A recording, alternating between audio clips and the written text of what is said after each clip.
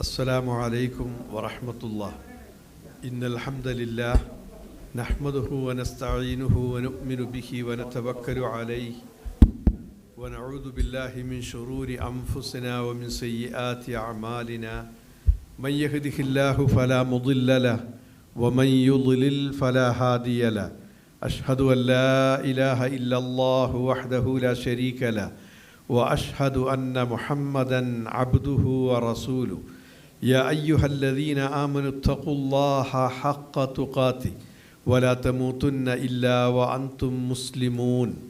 يا أيها الناس اتقوا ربكم الذي خلقكم من نفس واحدة وخلق منها زوجها وبث منهما رجالا كثيرا ونساء واتقوا الله الذي تساءلون به والأرحام إن الله كان عليكم رقيبا. يا أيها الذين آمنوا اتقوا الله وقولوا قولا سديدا يصلح لكم أعمالكم ويغفر لكم ذنوبكم ومن يطع الله ورسوله فقد فاز فوزا عظيما. أما بعد فإن خير الحديث كتاب الله وخير الهدي هدي محمد صلى الله عليه وسلم وشر الأمور محدثاتها وكل محدثة بدعة وكل بدعة ضلالة. أعوذ بالله من الشيطان الرجيم. إذ تستغيثون ربكم فاستجاب لكم أني ممدكم بألف من الملائكة مردفين. ബഹുമാന്യരായ Riyadh Indian ഇസ്ലാഹി സെൻറ്ററിൻ്റെ സാരഥികളെ, പ്രിയപ്പെട്ട സുഹൃത്തുക്കളെ, സഹോദരന്മാരെ,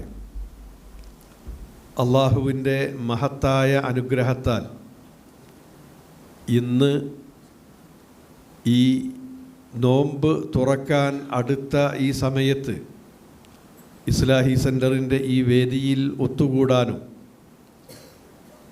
ഏതാനും ചില കാര്യങ്ങൾ പങ്കുവെക്കാനും അവസരം ലഭിച്ചതിന് സർവശക്തനെ സ്തുതിക്കുകയാണ്. അൽഹംദുലില്ലാ. നമുക്ക് അറിയാവുന്ന പോലെ നമ്മുടെ വിശ്വാസങ്ങളുടെ ആണിക്കല്ല്, ഈ ലോകത്തെ മുഴുവൻ സൃഷ്ടിച്ച് രക്ഷിച്ചു കൊണ്ടിരിക്കുന്ന ഏകനായ അള്ളാഹുവിലുള്ള വിശ്വാസമാണ്.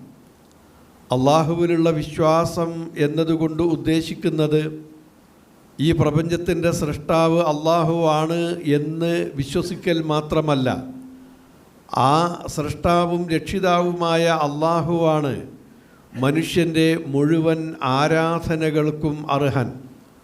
അവൻ്റെ പ്രാർത്ഥനയും അവൻ്റെ നമസ്കാരവും അവൻ്റെ നേർച്ചയും അവൻ്റെ ബലികർമ്മവും അവൻ ചെയ്യുന്ന എല്ലാ ഇബാദത്തുകളും അള്ളാഹുവിന് മാത്രം അർപ്പിക്കുക എന്നതാണ് തൗഹീദ്, ഏകദൈവാരാധന എന്നതുകൊണ്ട് ഉദ്ദേശിക്കുന്നത്. ഇസ്ലാമിക വിശ്വാസം ഊന്നി നിൽക്കുന്നത് ഈ തൗഹീദിലാണ്. അതിൻ്റെ കൂടെ തന്നെ മരണാനന്തര ജീവിതത്തിലുള്ള വിശ്വാസവും ഖുർആൻ ഒരുമിച്ച് എടുത്തു പറയുന്നത് നമുക്ക് കാണാം. മൻ ആമന ബില്ലാഹി വൽ യൗമിൽ ആഖിർ, അള്ളാഹുവിലും അന്ത്യദിനത്തിലും ആര് വിശ്വസിക്കുന്നുവോ എന്ന്. ഇത് രണ്ടും പരസ്പര പൂരകങ്ങളാണ്.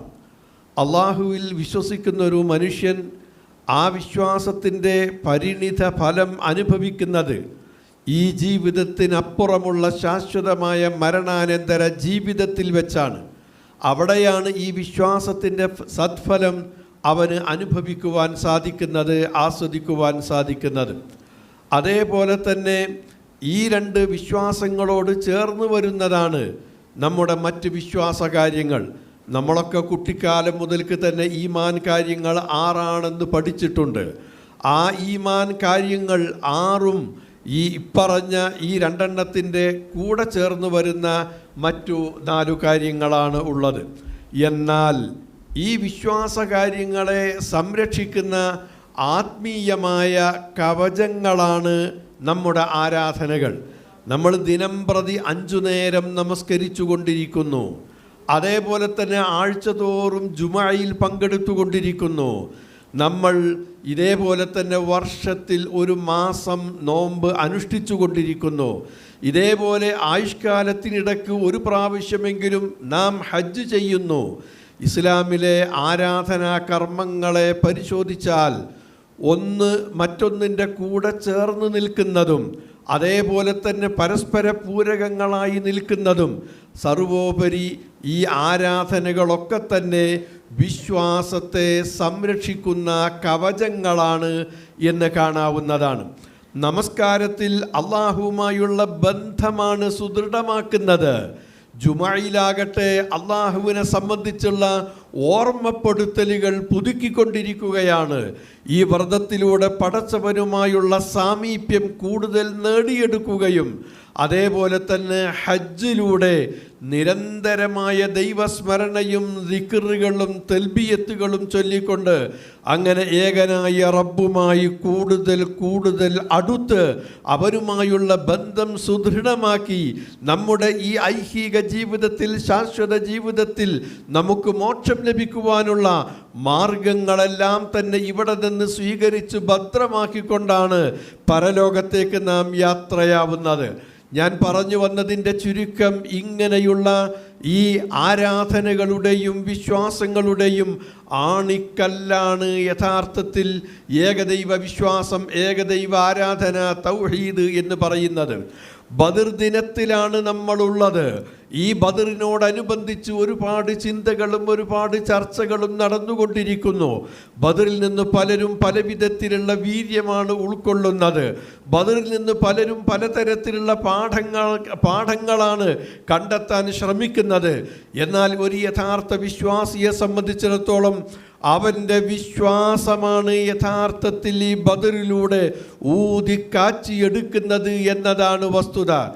ഏകനായ അള്ളാഹുവിൽ മാത്രമേ ഞങ്ങൾ വിശ്വസിക്കൂ, അവൻ്റെ മുമ്പിൽ മാത്രമേ തലകുനിക്കൂ, അവനെ മാത്രമേ ഞങ്ങൾ ആരാധിക്കൂ, അവനോട് മാത്രമേ ഞങ്ങൾ വിളിച്ചു പ്രാർത്ഥിക്കൂ, അവന് വേണ്ടിയാണ് ഞങ്ങൾ ജീവിക്കുന്നത്, അവൻ്റെ പ്രീതിയാണ് ഞങ്ങളുടെ ലക്ഷ്യം, പരിച്ചു ചെന്നാൽ ഞങ്ങൾക്ക് അവൻ്റെ സ്വർഗമാണ് ലഭിക്കേണ്ടത്, അതിനാണ് ഞങ്ങൾ ഈ പ്രയത്നിച്ചു കൊണ്ടിരിക്കുന്നത് എന്ന് പ്രഖ്യാപിച്ചുകൊണ്ട് മുഹമ്മദ് നബിയുടെ കൂടെ ജീവിച്ചിരുന്ന മക്കായിലുണ്ടായിരുന്ന ഒരു പിടി ആളുകളെ കാണുന്നിടത്ത് വെച്ച് ഉപദ്രവിക്കുകയും അവരെ ആക്ഷേപിക്കുകയും അവരെ പീഡിപ്പിക്കുകയും അവസാനം നാടുകടത്തുകയും മക്കായിൽ അവർക്ക് ജീവിക്കുവാൻ പറ്റില്ലെന്ന ഒരു സാഹചര്യം അവിടെ സൃഷ്ടിക്കുകയും ചെയ്തപ്പോൾ പ്രവാചകൻ തൻ്റെ കൂടെയുള്ള വിശ്വാസികളോട് ഒന്നിലധികം തവണ നാട് വിട്ടുപോകുവാൻ ആവശ്യപ്പെട്ടു.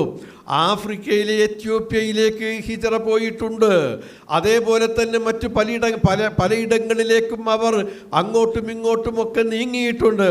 അവസാനം അള്ളാഹുവിൻ്റെ കൽപ്പന പ്രകാരം ഈ മദീനയിൽ നിന്ന് വന്ന കുറച്ച് ആളുകൾ അവർ പ്രവാചകനെ കണ്ടു, പ്രവാചകനിൽ നിന്ന് കേട്ടു, നബിയിൽ നിന്ന് മനസ്സിലാക്കി, നബിയിൽ വിശ്വസിച്ചു. അവർ ഇസ്ലാമുമായി മദീനയിലേക്ക് മക്കായിൽ നിന്ന് മടങ്ങി വന്ന് അവിടെയുണ്ടായിരുന്ന ആളുകൾക്കിടയിൽ അത് പ്രചരിപ്പിച്ചു.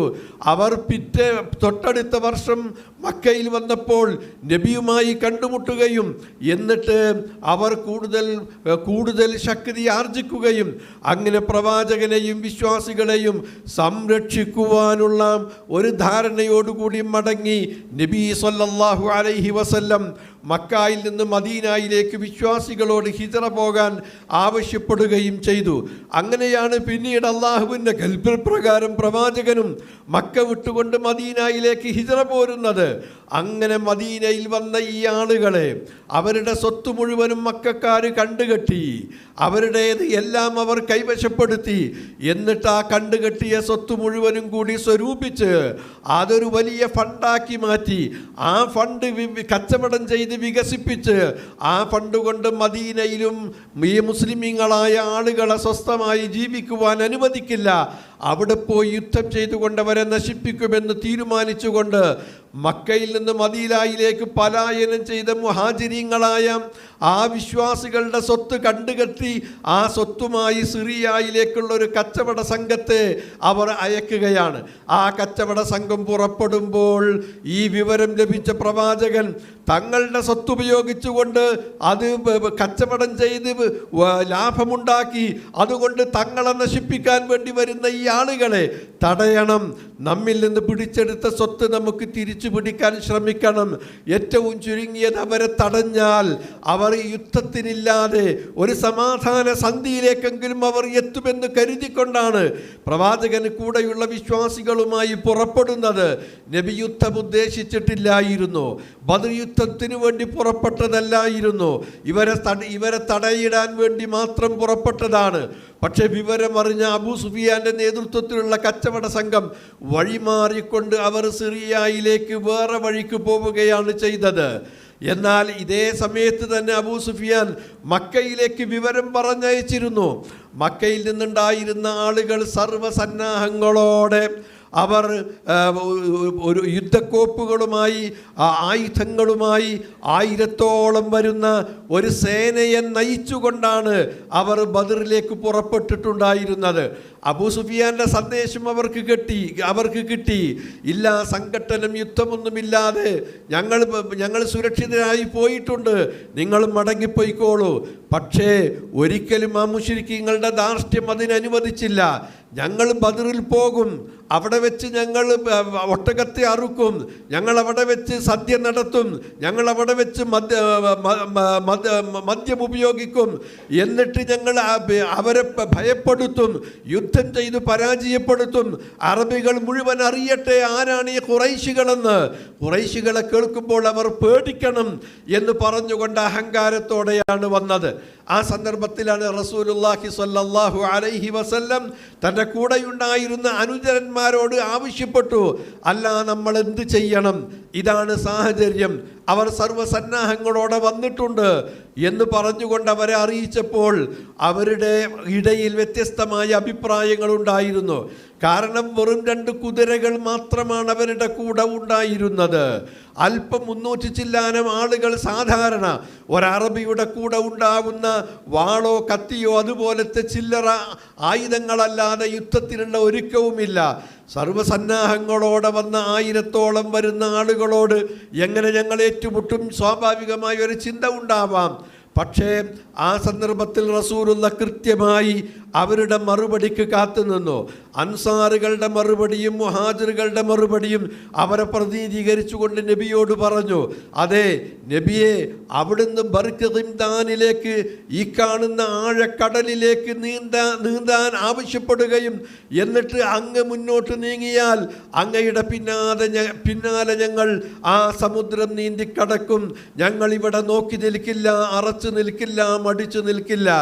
അതേപോലെ തന്നെ അൻസാരികളുടെ നേതാവ് പറഞ്ഞത്, അല്ല പ്രവാചകരെ, അവിടുന്ന് ഞങ്ങളോട് എന്ത് കൽപ്പിച്ചാലും അങ്ങയുടെ കൽപ്പന അനുസരിച്ചുകൊണ്ട് അങ്ങയുടെ കൂടെ ഞങ്ങളുണ്ടാകുമെന്ന ഈ നിലക്ക് മൂസാ നബിയുടെ ജനത പറഞ്ഞത്, ഇദ്ഹബ് അൻത വറബ്ബുക ഫഖാതില ഇന്നാ ഹാഹുനാ ഖാഇദൂൻ. ഓ മൂസ, നീയും നിന്റെ റബ്ബും പോയി യുദ്ധം ചെയ്തോ, ഞങ്ങൾക്കതിന് പറ്റില്ല, ഞങ്ങൾ ഇവിടെ ഇരിക്കുകയാണെന്ന് പറഞ്ഞ ആ മൂസാ നബിയുടെ അനുയായികളായ ജൂതന്മാരെ പോലെ ഞങ്ങൾ പറയില്ല, ഞങ്ങൾ ഇവിടെ ഇരിക്കുകയാണ്, നീയും റബ്ബും പോയി യുദ്ധം ചെയ്തോ എന്ന് ഞങ്ങൾ പറയില്ല എന്ന് പറഞ്ഞപ്പോൾ റസൂലുള്ളാഹിക്ക് സന്തോഷമായി. റസൂലുള്ളാഹിക്ക് വേണ്ടി കെട്ടിയ ചെറിയൊരു ടെൻ്റുണ്ട്, ആ ടെൻ്റിൻ്റെ ഉള്ളിലേക്ക് പ്രവാചകൻ കയറി 2 കൈകളും അള്ളാഹുവിൻ്റെ നേരെ ഉയർത്തി എന്നിട്ട് റബ്ബിനോട് പ്രാർത്ഥിച്ചു കൊണ്ടേയിരുന്നു. ആ പ്രാർത്ഥനയിൽ അവിടുന്ന് പറഞ്ഞത്, അല്ലാഹുമ്മ ഇൻ തുഹ്ലിക ഹാദിഹിൽ ഇസാബത മിനൻ നാസി ഫലം തുഅബദ്. അല്ലാഹുവേ, ഈ കാണുന്ന കൊച്ചു സംഘത്തെ എങ്ങാനും നീ ഇവിടെ വെച്ചുകൊണ്ട് നശിപ്പിക്കുകയാണെങ്കിൽ പിന്നെ നിന്നെ ആരാധിക്കുവാൻ ഇവിടെ ആരുമുണ്ടാവില്ല.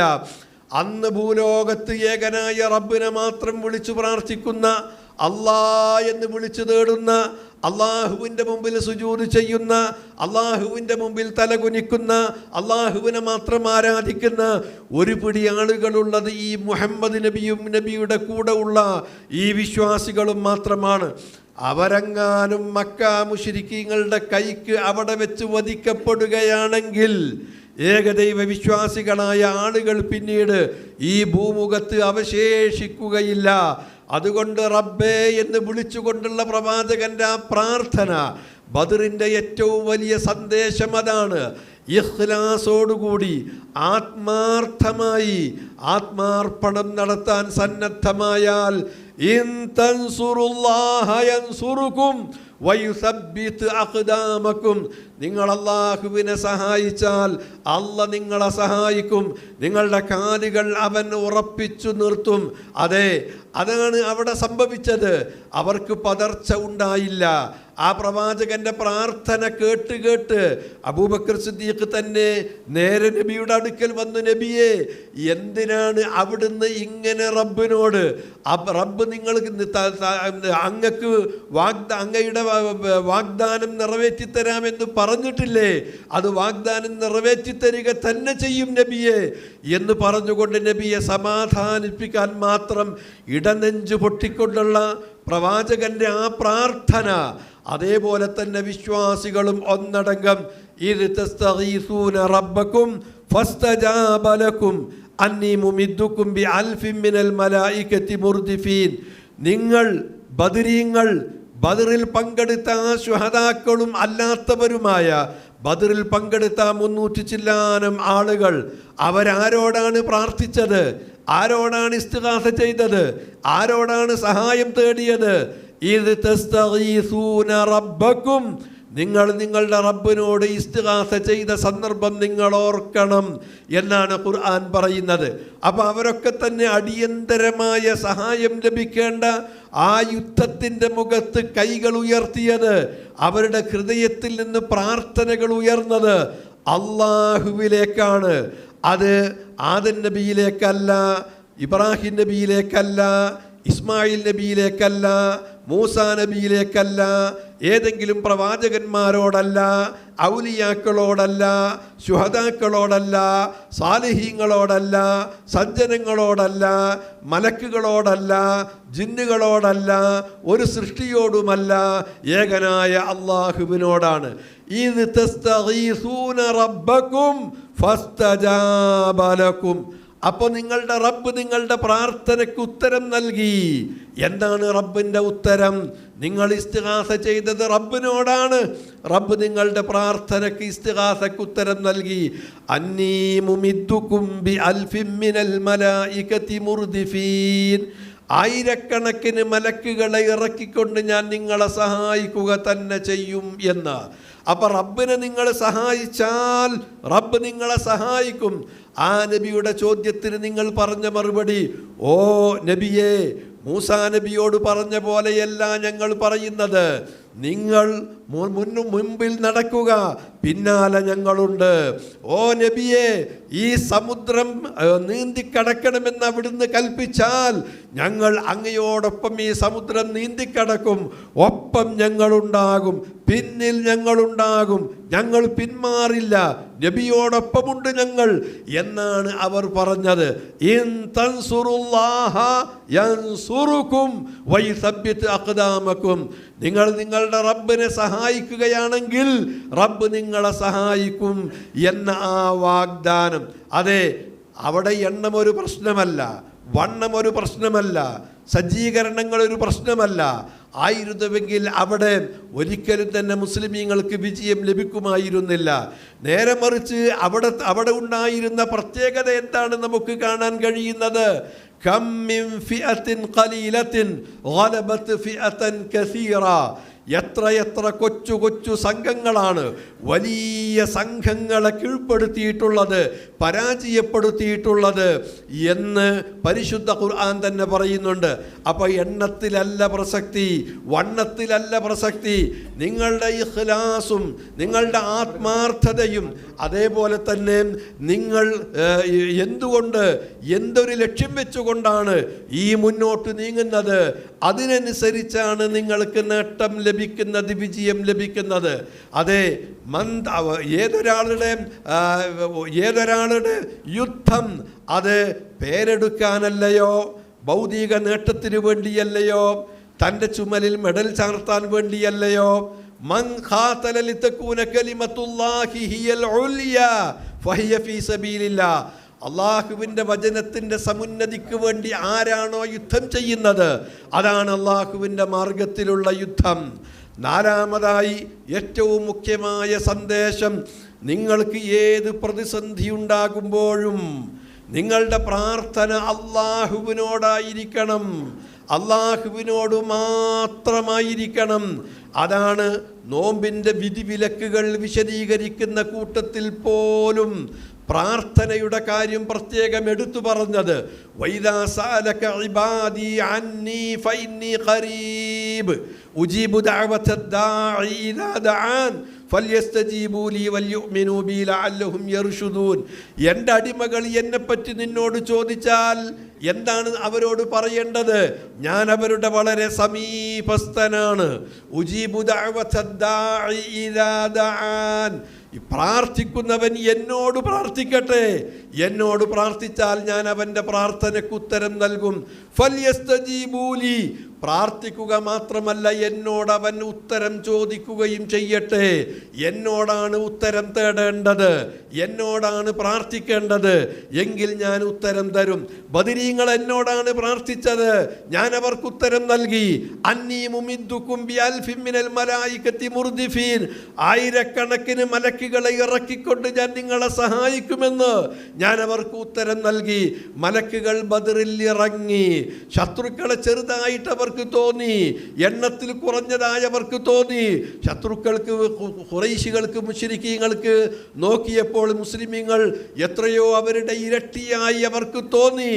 ഈ ഒരു തോന്നിപ്പിക്കൽ അല്ലാഹു നൽകുകയും മലക്കുകളുടെ പിൻബലം നൽകുകയും ഈ കൊച്ചു സംഘം അവിടെ വിജയം കൈവരിക്കുകയും ചെയ്തു എന്നുള്ളത് ബദർ നമുക്ക് നൽകുന്ന ഏറ്റവും വലിയ പാഠമാണ്. നമ്മുടെ ജീവിതം പ്രയാസങ്ങളും പ്രശ്നങ്ങളും കലുഷിതമായിട്ടുള്ളതാണ്, പ്രയാസങ്ങളും ബുദ്ധിമുട്ടുകളും നിറഞ്ഞിട്ടുള്ളതാണ്.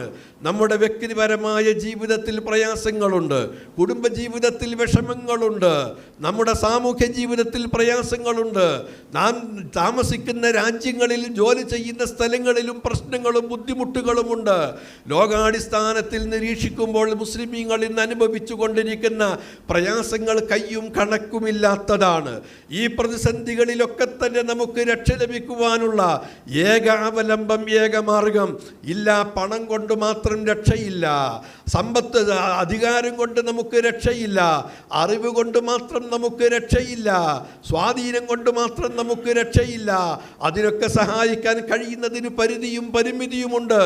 എന്നാൽ എല്ലാവരും ആശ്രയിക്കേണ്ട, പരാശ്രയമില്ലാത്ത, ഈ പ്രപഞ്ചത്തെ മുഴുവൻ സൃഷ്ടിച്ച് നിയന്ത്രിച്ചു കൊണ്ടിരിക്കുന്ന, ഈ സൃഷ്ടികളുടെ മുഴുവൻ രക്ഷിതാവും അന്നദാതാവുമായ, ഈ പ്രപഞ്ചത്തിൻ്റെ പരമാധികാരിയും നിയന്താവുമായ ഏകനായ അല്ലാഹു, ആ അല്ലാഹുവിൽ ഭരമേൽപ്പിക്കുകയും ആ അല്ലാഹുവിൽ വിളിച്ചു തേടുകയും അവനോട് പ്രാർത്ഥിക്കുകയും ചെയ്യുമ്പോൾ മാത്രമാണ് നമ്മുടെ പ്രാർത്ഥന യഥാർത്ഥത്തിൽ സ്വീകരിക്കപ്പെടുന്നത്, അർത്ഥവത്തായി തീരുന്നത്. അങ്ങനെ പ്രാർത്ഥിച്ചാൽ റബ്ബിൽ നിഷ്കളങ്കമായി അവനിലേക്ക് മനമുരുകിക്കൊണ്ട് കൈകൾ ഉയർത്തിക്കൊണ്ട് തേടിയാൽ തീർച്ച പ്രാർത്ഥന അവൻ കേൾക്കും, ആ പ്രാർത്ഥനയ്ക്ക് അവൻ ഉത്തരം നൽകും, ഒരു സംശയവുമില്ല. അതുകൊണ്ട് ഏറ്റവും വിലപ്പെട്ട സമയമാണ് നിങ്ങളുടെ മുമ്പിലുള്ളത്. ഇനി നിമിഷങ്ങളാണ് നോമ്പ് തുറക്കാനുള്ളത്.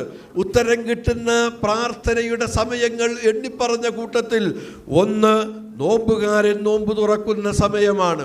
നമ്മുടെ സ്വന്തം അഭിവൃദ്ധിക്ക് വേണ്ടി, കുടുംബത്തിൻ്റെ, നമ്മുടെ സമുദായത്തിൻ്റെ, നമ്മുടെ രാജ്യത്തിൻ്റെയൊക്കെ മോക്ഷത്തിനും അഭിവൃദ്ധിക്കും രക്ഷയ്ക്കും വേണ്ടി, സർവോപരി നമ്മുടെ ശാശ്വതമായ ജീവിതം, പരലോക ജീവിതം, ആ പരലോക ജീവിതത്തെ മോക്ഷത്തിന് വേണ്ടി, രക്ഷയ്ക്ക് വേണ്ടി പ്രാർത്ഥിക്കുക, ഉള്ളൊരുകി പ്രാർത്ഥിക്കുക.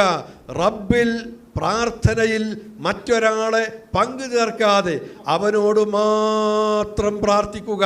അതാണ് ബദരീങ്ങൾ നമുക്ക് നൽകുന്ന മാതൃക.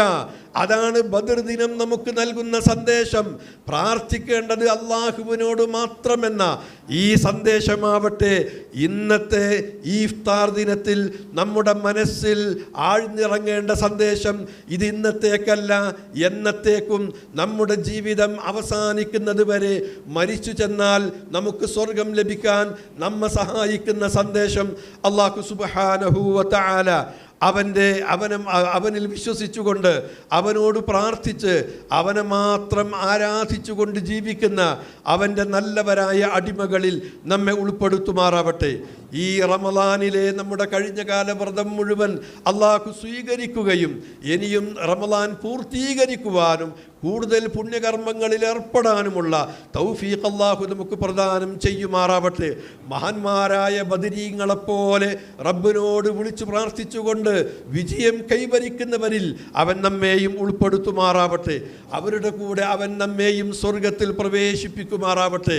റബ്ബനാ ആതിനാ ഫിദ്ദുനിയ ഹസന വഫിൽ ആഖിറതി ഹസനതൻ വഖിനാ അദാബന്നാർ ബിറഹ്മതിക യാ അർഹമർ റഹീമീൻ. വസല്ലല്ലാഹു വസല്ലമ അലാ നബീന മുഹമ്മദ് വഅലാ ആലിഹി വസഹാബത്തിഹി അജ്മഈൻ.